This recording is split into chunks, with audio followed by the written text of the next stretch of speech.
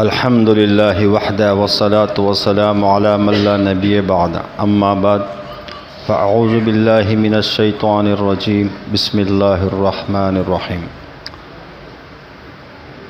میرے محترم عزیز ساتھیوں، بھائیوں، بزرگوں اور دوستوں، اللہ جل شانہ نے ہم سب کے ساتھ بلائی کا معاملہ کیا کہ اللہ جل شانہ نے ہمیں دین کے ساتھ منسلک کیا۔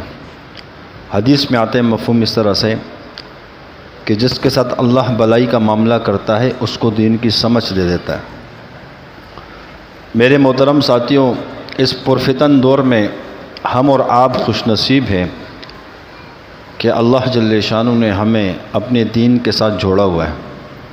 آج ہم اس مجلس میں یہاں شریک ہوئے ہیں، کس کے لیے آئے؟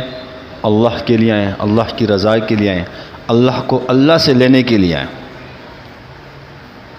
اللہ کو اللہ سے مانگنا ہے، ہم نے اللہ سے اللہ کو لینا ہے کہ اللہ تو ہمارا بن جا۔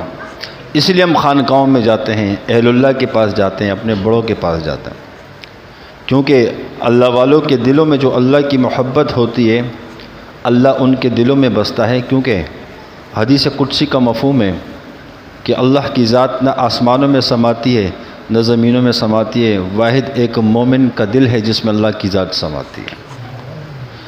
تو جس کو اللہ جل شانہ اپنا ولی بنا دے،